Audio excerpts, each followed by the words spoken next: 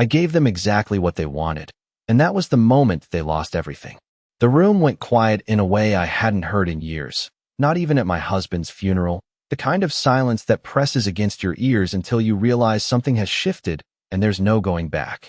Even Mr. Collins, a man who had spent 30 years navigating family disputes over money and property, stopped mid-breath and stared at me as if he'd never seen me before. Just seconds earlier, my son Daniel had been sitting across from me with that carefully composed expression, the one he used when he thought he was being reasonable, when in truth he had already made up his mind. Beside him, Vanessa rested her hand lightly on his arm, her fingers perfectly still, her smile polite and measured, like she was attending a business meeting rather than discussing the final pieces of my life. The conference table was long, polished to a mirror shine, reflecting the stack of documents neatly arranged in front of me, each page marked with small yellow tabs where my signature was required. Outside the tall windows, the late afternoon sun stretched across the parking lot, casting long shadows that reminded me how quickly time moves when you stop paying attention. I folded my hands in my lap and let my gaze travel across their faces, memorizing the subtle details I had ignored for too long, the impatience in Daniel's eyes, the quiet calculation behind Vanessa's calm demeanor, the way they both leaned forward just slightly, as if ready to collect what they believed was already theirs. "We just want what's best for you, Mom," Daniel had said earlier, his voice steady but distant, like he was reading from a script he had rehearsed more than once. Vanessa had nodded, adding softly, "It's too much for you to manage alone now. This way, everything is taken care of." Taken care of. Such gentle words for something so final. I had listened without interrupting, without questioning, because sometimes the truth reveals itself more clearly when you give people exactly the space they need to show you who they really are. Mr. Collins adjusted his glasses and cleared his throat, guiding us through the formalities, his tone neutral, professional, unaware that he was standing at the edge of a moment that would redefine everything he thought. He understood about this family. "Mrs. Whitmore," he said, sliding the final document toward me. "Once you sign here, the transfer will be complete." Complete. I picked up the pen slowly, feeling its weight between my fingers, and for a brief second, I allowed myself to remember the woman I used to be, the one who built a home from nothing, who believed that love, once given, would always be returned. Then I lowered the pen to the paper and signed my name, each letter deliberate, steady, unshaken. Across the table, I saw the flicker of relief in Daniel's eyes, the almost imperceptible tightening of Vanessa's lips as her smile deepened, and I knew they thought this was the end of the story. I set the pen down carefully, straightened in my chair, and finally looked directly at Mr. Collins, meeting his gaze with a calm I hadn't felt in years, and that was when I spoke the sentence that changed everything. I did not raise my voice, I did not rush, and I did not look at Daniel or Vanessa when I spoke, because the moment was never about them. It was about the truth they had overlooked, the one detail they had assumed was too small to matter, too insignificant to question. "Mr. Collins," I said calmly, my hands resting lightly on the table, "would you please read the final clause on page 12 out loud?" There was a brief pause, the kind that passes unnoticed unless you are paying attention, and I saw the faint crease form between his brows as he adjusted the document and flipped to the page I had already memorized days ago.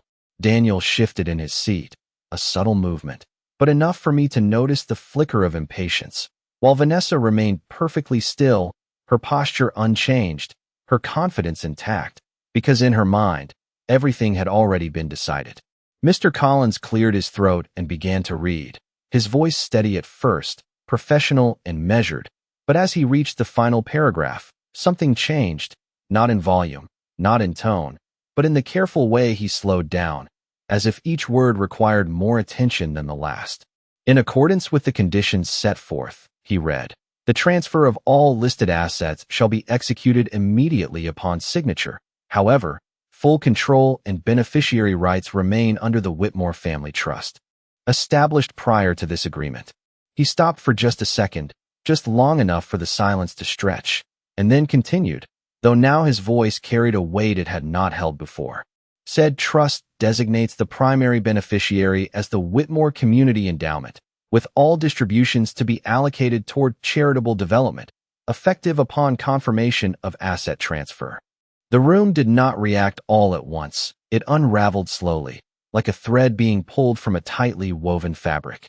Daniel leaned forward, his confusion unguarded now, his earlier composure slipping as he looked from the document to the lawyer and then to me, searching for an explanation that would restore the version of reality he had been so certain of.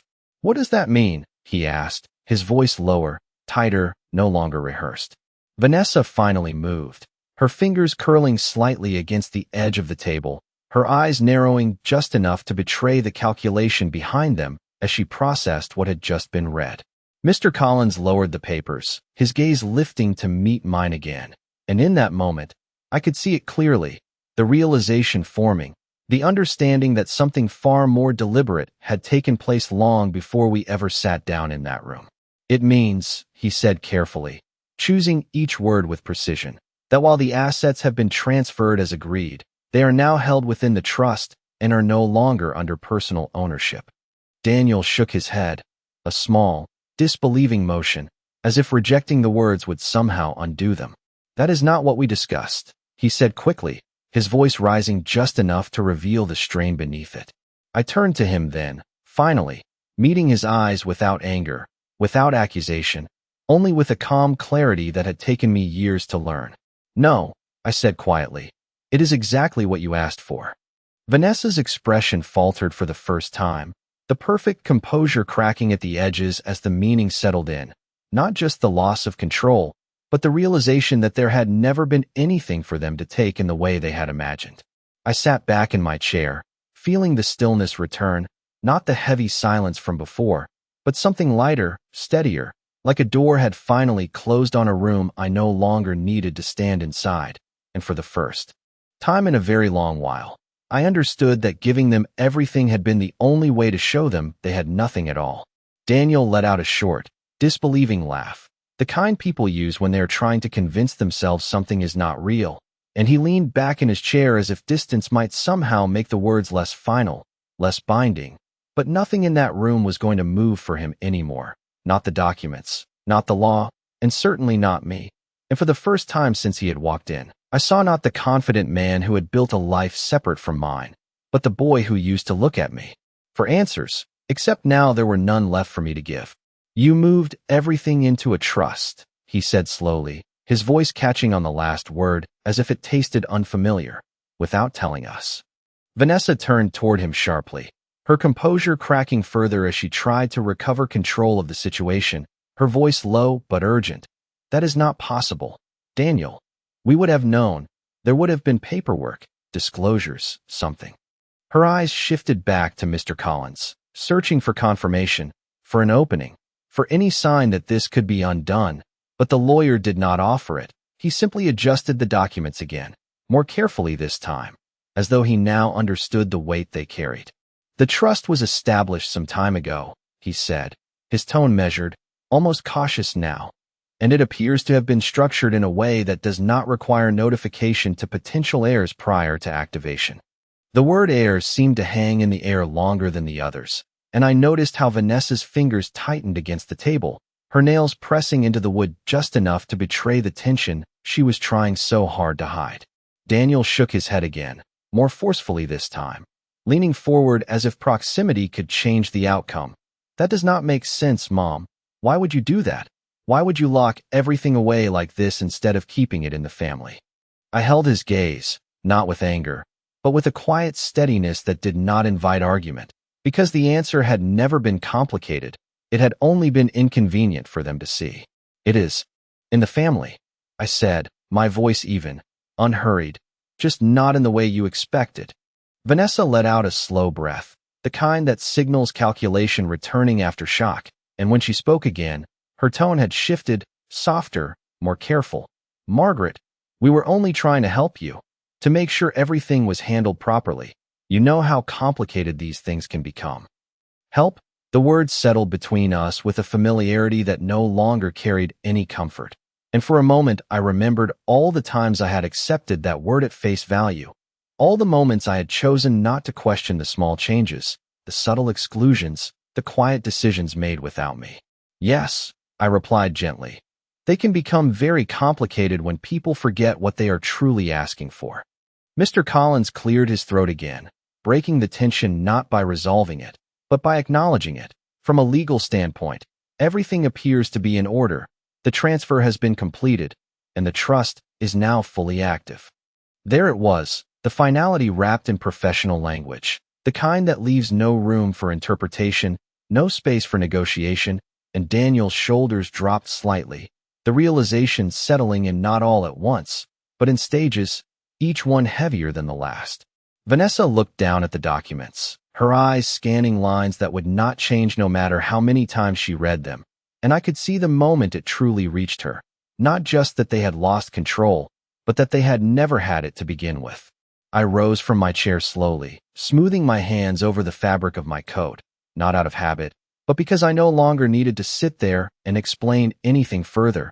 And as I stepped back from the table, I felt something lift from my shoulders, something I had carried for far too long without even realizing it. And I understood then that this was not about taking something away from them. It was about finally refusing to give what they had no right to claim. I did not rush toward the door, and I did not look back immediately, because leaving a room like that is not about speed, it is about timing.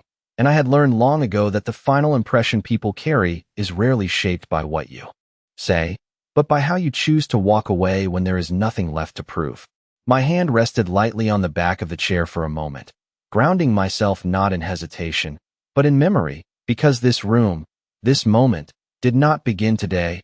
It had been building quietly over years, in small conversations, in overlooked details, in choices that seemed harmless at the time, but carried weight I had been too willing to ignore. I remembered the first time Daniel mentioned simplifying things, how casual his tone had been, how reasonable it all sounded, as if he were offering help rather than redefining control, and I remembered how Vanessa had smiled then, the same measured smile she wore today, as though she had already calculated every outcome before anyone else realized there was a decision to be made. Back then, I had nodded, grateful even, thinking that perhaps this was what it meant to grow older, to allow others to step in, to trust that the life you built would be respected by those who benefited from it. But respect does not disappear all at once. It fades, quietly, in the space between what is said and what is done, and by the time you notice it is gone, it has already been replaced by something else entirely.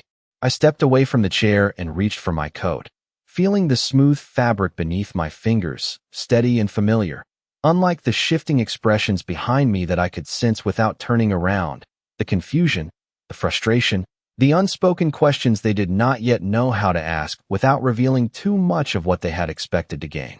"Mom," Daniel said finally, his voice softer now, not because he understood, but because he was searching for a way to regain footing, to return the conversation to something he could still influence. "We should talk about this. There has to be a way to fix it." Fix it. The words lingered for a second, and I allowed myself a small, almost imperceptible pause before responding, not out of doubt, but out of clarity. "There is nothing to fix," I said, turning just enough to meet his eyes one last time. "Everything is exactly where it needs to be." Vanessa stood then, more quickly than before, her composure slipping just enough to reveal urgency beneath the surface. "Margaret, decisions like this affect everyone. You cannot just make them on your own without considering the family." The family. It was a phrase that had been used so often, so easily, that it had begun to lose its meaning long before today, and I realized then that we had not been speaking about the same thing for quite some time. "I did consider the family," I replied, my voice calm, unchanged. "That is why I made this decision." Mr. Collins remained seated, his hands folded over the documents, watching the exchange with a careful neutrality that now carried a hint of respect, as though he recognized something in this moment that extended beyond legal terms and signatures. I adjusted my coat and moved toward the door, the sound of my steps steady against the floor, each one marking a quiet separation from everything that had led to this point, not with bitterness, not with regret, but with a certainty that no longer required their understanding. As I reached the handle, I paused just briefly, not to look back, but to acknowledge the silence that had returned, different now, no longer heavy or uncertain, but settled, resolved. And I understood that some endings do not need to be announced, they simply unfold, leaving behind only the truth that was there all along, waiting to be seen. The hallway outside the office felt longer than it had when I first walked in, not because the distance had changed, but because I no longer carried the same weight with me. And as the door closed softly behind me, the muffled voices on the other side faded into something distant, something that no longer required my attention or my energy to understand. The air in the building was cool, steady, untouched by the tension I had just left behind, and for a moment, I simply stood there, allowing myself to feel the quiet settle in, not as emptiness, but as clarity, the kind that only comes when a long uncertainty finally reaches its end. I walked toward the exit at an unhurried pace, my steps measured, my posture straight, because there was no reason to rush away from something I had already resolved. And as I reached the glass doors, the late afternoon light greeted me again, warmer now, softer, stretching across the pavement in a way that made everything outside feel wider, more open, than it had just an hour before. My car was parked exactly where I had left it, unchanged, waiting, a small but steady reminder that not everything in life shifts without warning. And as I reached into my bag for my keys, my fingers brushed against the envelope I had carried with me earlier that morning, the one I had almost not brought, the one that had confirmed everything I had suspected but had not yet fully allowed myself to accept until I saw it in writing. It had arrived 3 days ago, slipped quietly into my mailbox, unremarkable on the outside, but unmistakable once I opened it, because the name at the top of the letter was not mine, and yet the address was, and that alone had been enough to make me pause. I had stood in my kitchen, the morning light spilling across the counter, reading each line slowly, carefully, until the meaning became impossible to ignore. A preliminary consultation request, drafted in Vanessa's name, outlining questions about asset transfers, probate timelines, and potential challenges related to elderly estate holders maintaining independent control. Independent control. The phrase had been so precise, so clinical, that it removed any illusion of concern, leaving only intention behind. And as I finished reading, I had felt something shift inside me, not shock, not even anger, but recognition, the kind that comes when the truth has been present for a long time, waiting patiently for you to acknowledge it. I had not confronted them then. I had not called. I had not asked for explanations, because explanations are often just rehearsed versions of what people think you are willing to believe, and I had no interest in hearing something that would only delay what I already knew. Instead, I folded the letter carefully and placed it back in the envelope, setting it beside the documents I had been reviewing for weeks, the trust papers, the revisions, the quiet decisions that had taken shape long before anyone else realized there was something to question. As I unlocked my car and settled into the driver's seat, I placed the envelope on the passenger side, not as evidence, not as proof for anyone else, but as a reminder for myself, a small, tangible confirmation that I had not imagined any of it, that the choices I made today were not sudden or emotional, but deliberate, considered, and long overdue. I started the engine and sat there for a moment, watching the reflection of the building in the rearview mirror, its windows now just another part of the landscape, no longer holding anything that belonged to me. And as I shifted the car into drive, I understood with a quiet certainty that some truths do not need to be spoken aloud to be powerful. They only need to be recognized at the right moment and acted upon without hesitation. I did not drive home right away, even though the road was familiar and the distance was short, because some moments deserve a pause between what has ended and what is about to begin, and I found myself turning into a small parking lot just a few blocks away, the kind of place most people would pass without noticing, lined with a few quiet trees and a bench that had clearly been there for years, unchanged by everything happening around it.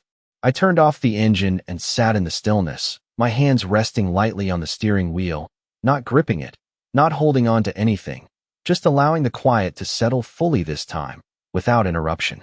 For so long, I had moved from one responsibility to another, from one expectation to the next, adjusting, accommodating, believing that patience was the same as peace, that giving without question would somehow preserve the balance of a family that had already begun to shift in ways I did not yet understand.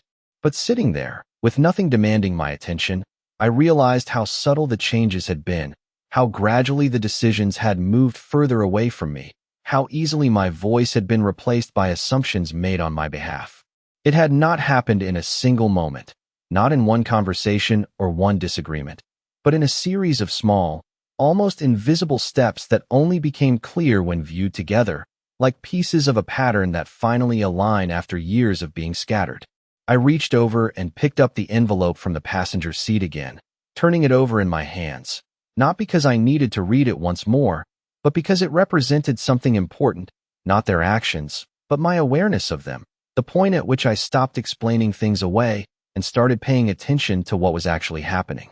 I thought about the weeks leading up to today, the quiet meetings, the careful revisions, the conversations with advisors who spoke in measured tones and asked precise questions, not about what I feared, but about what I wanted, a question no one in my family had asked me in a very long time. And when I had answered, at first hesitantly, then with growing clarity, I realized that what I wanted was not control, not even protection of the assets themselves, but something far more fundamental, the assurance that what I had built would serve a purpose beyond expectation, beyond entitlement, beyond the narrow view of what it meant to belong to someone simply because of proximity or name. I stepped out of the car and walked toward the bench, the air carrying a light breeze that moved through the trees with a soft, steady sound, and I sat down, placing the envelope beside me, no longer needing to hold it, no longer needing to prove anything to myself. The world around me continued as it always had, cars passing in the distance, someone walking a dog across the street, ordinary moments unfolding without awareness of what had just changed in my life.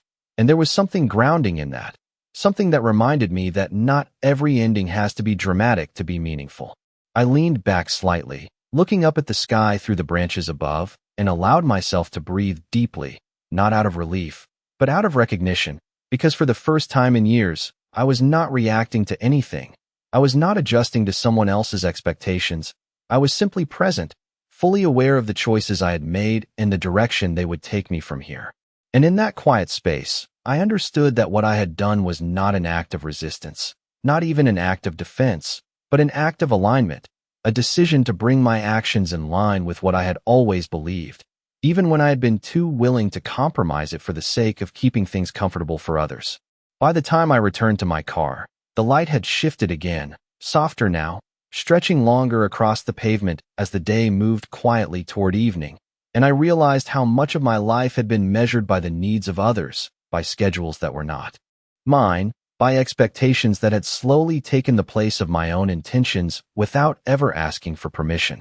I started the engine and pulled back onto the road, not with urgency, but with a steady sense of direction that did not require a destination to feel certain, because for the first time in years, I was not driving towards someone else's idea of what should happen next.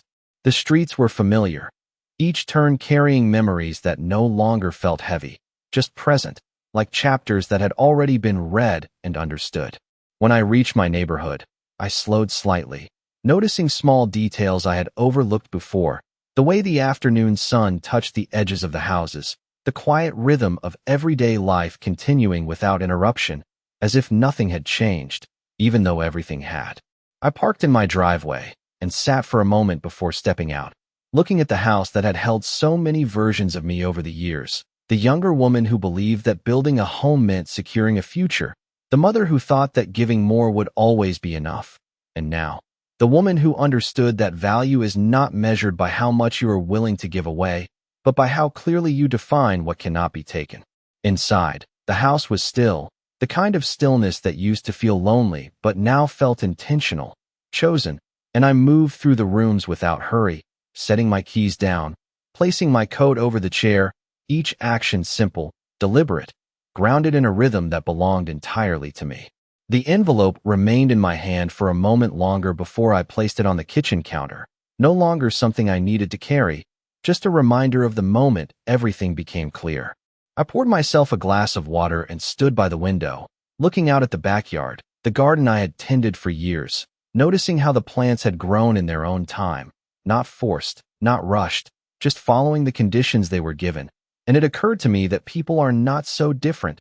They grow according to what they believe they can take, what they are allowed to expect, and what they think will always be there waiting for them. The sound of my phone breaking the quiet felt distant at first, almost unfamiliar, and when I looked down at the screen, I saw Daniel's name, followed quickly by another call, then a message, and then another, each one arriving with increasing urgency, as if repetition might change the outcome that had already been set in motion. I did not answer, not because I wanted to avoid him, but because there was nothing left to clarify, no explanation that would alter what had been decided long before today. The phone fell silent after a while, and I placed it face down on the counter, letting the quiet return, uninterrupted, complete. I took a slow breath and turned away from the window, moving toward the hallway where framed photographs lined the wall, moments captured over decades, birthdays, holidays, ordinary days that once felt permanent, and I paused briefly, not to dwell on what had changed, but to acknowledge that those moments had been real, even if the expectations tied to them had not lasted. I continued down the hall and into the room at the end, the one I had not used in years, and as I opened the door, I felt a sense of space that had been waiting, not empty, but available, ready to become something new, something defined not by obligation, but by intention, and I understood then that what I had done was not just about protecting what I built, it was about making room for what I would choose to build next.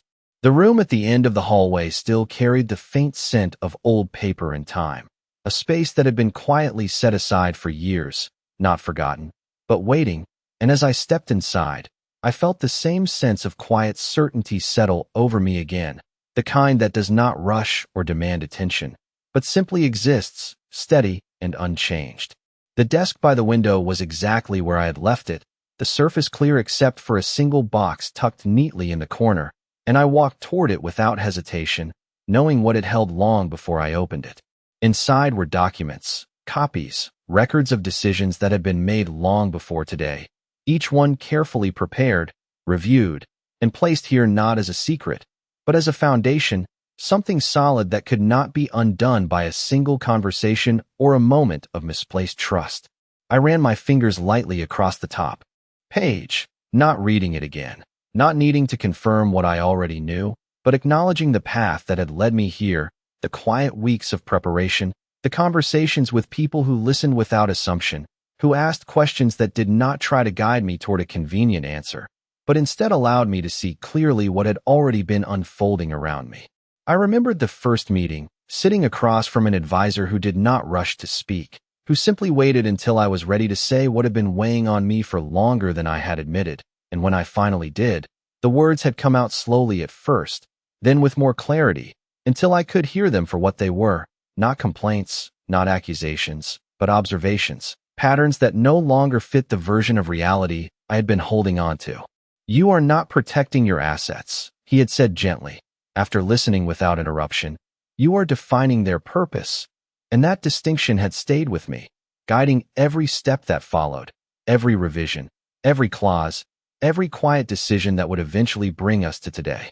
I closed the box and placed it back where it belonged, no longer something I needed to revisit, because its purpose had already been fulfilled, and I turned toward the window, looking out at the fading light as it settled into evening, the sky shifting in color with a calm that mirrored the stillness I felt inside.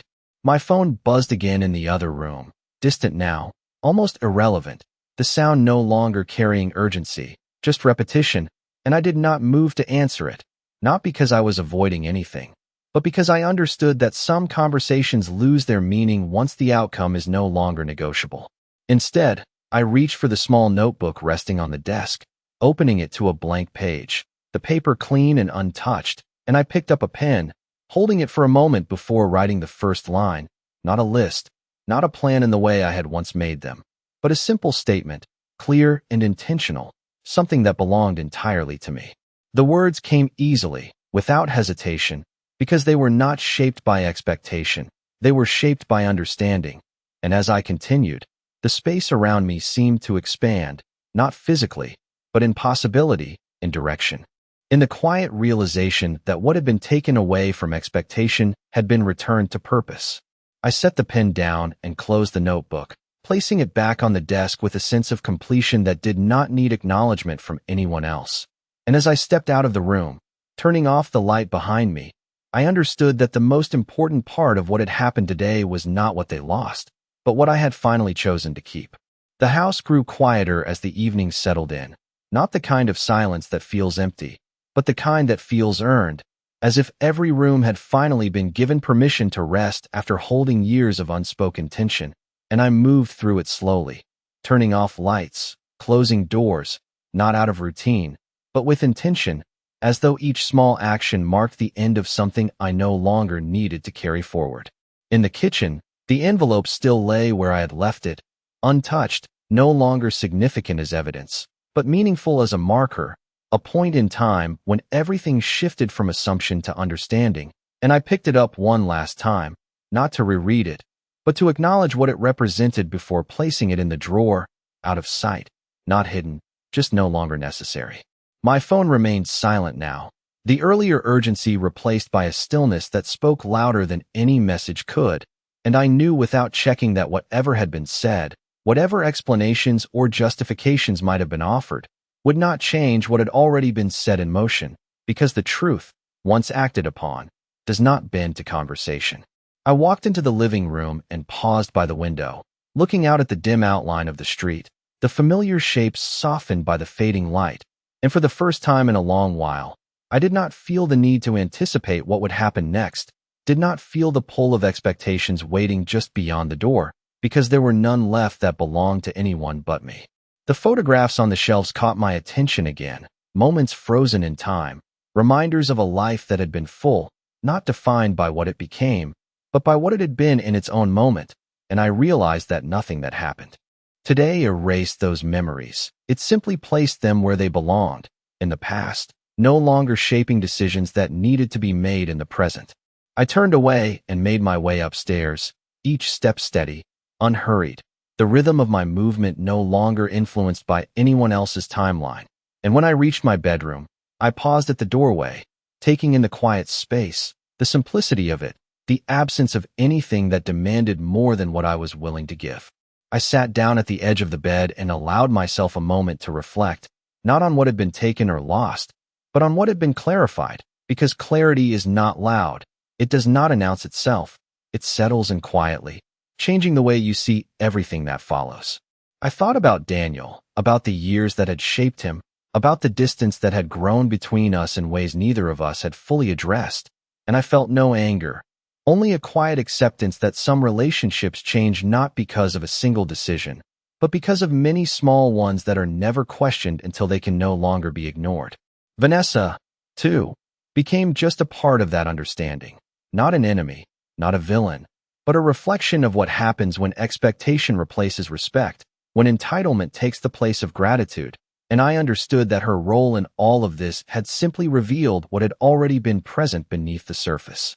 I lay back against the pillows, looking up at the ceiling, the familiar lines above me unchanged, and I let out a slow breath, not out of relief, but out of completion, because there are moments in life when you do not need to win, you do not need to prove anything. You only need to stand firmly in what you know to be right, and allow everything else to fall away on its own. And as the night settled fully around me, I understood that what they had believed was an ending was, in truth, a beginning, not for them, but for me, a beginning defined not by what I was willing to give, but by what I had finally chosen to keep, and in that choice, there was a quiet kind of freedom that no one could take, no matter how much they thought they deserved it.